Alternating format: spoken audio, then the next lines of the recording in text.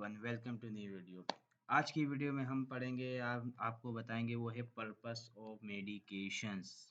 लिहाजा ये short video है तो लेकिन बहुत ही ज़रूरी है, बहुत से पेपर्स में पूछा जाता है, स्पेशली आपसे बेड साइड पर इंटरव्यूज़ के अंदर पूछा जाता है, तो आपके लिए ज़रूरी है। तो सबसे पहला जो पर्पस है मेडिकेशन का वो है प्रिवेंटिव। प्रिवेंटिव से ज़ाहिर है किसी चीज़ से बचना है। Examples vaccine for prevention of TB. Different vaccine है, डिफरेंट बीमारी से बचने के लिए लगाई जाती हैं, जैसे कोरोना में कोविड है, साइनो में का फाइजर आई, कैंसाइन है, डिफरेंट से। फिर दूसरा है क्यूरेटिव।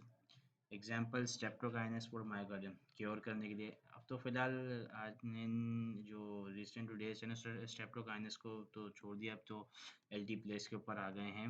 एम के लिए भी यूज़ किया जाता है, इसको स्ट्रोक के लिए भी दिए जाते हैं पेशेंट्स को, लेकिन ज़्यादातर एम के लिए दिया जाता है स्ट्रेप्टोकाइनेस फॉर मायोकार्डियल इन्फेक्शन।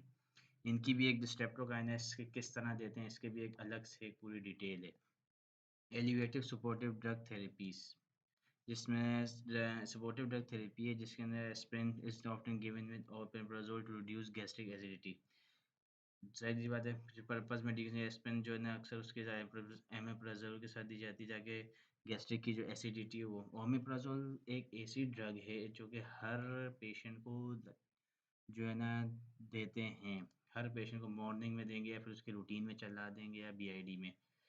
मैं कार्डिक पेशेंट्स की अगर बात करूँ स्पेशली तौर पे, तो उनकी मॉर्निंग में लाजमी, क्योंकि ऑलरेडी वो इतनी इन्फ्यूजन मेडिसिन, तो उनके लिए ओमिप्राजोल या पेंटाप्राजोल, इसोमेप्राजोल ये चल रही थी। इन केस अगर उनके प्लेटलेट्स काउंट कम है तो ये बहुत ज़रूरी है। अगर आपके पेशेंट का प्लेटलेट काउंट कम है तो आपने ओमिप्राजोल बहुत सोच समझ के लेनी है, ये ना हो कि ऐसे आपने लगा, चाहे वो इन्फ्यूजन ही क्यों ना हो।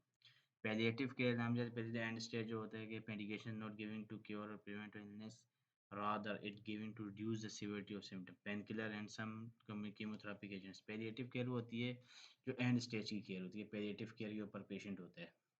डायग्नोस्टिक बेरियम स्वेलो, कुछ पेशेंट्स को बेरियम स्वेलो कराया जाता है, फिर उसके एक्सरे कुछ पिक्चर्स ली जाती हैं, पर वो डायग्नोस्टिक के लिए एवोल्यूशन में काम आता है। तो ये डिफरेंट हमारे पास पर्पस ऑफ मेडिकेशंस थे जो कि नहायत ही ज़रूरी थे। तो इसके बारे में जैसे वैक्सीन है, ये तो एक एग्जांपल दी है, जैसे बेहताशा हज़ारों की तादाद में एग्जांपल्स हैं, तो जो कि इंटरव्यू में डिफरेंट उसमें पूछे जाते हैं। तो आज की वीडियो को यहीं पे ख़त्म करते हैं, नेक्स्ट वीडियो के लिए इंतज़ार करें, इंशाल्लाह बहुत जल्द आएगी।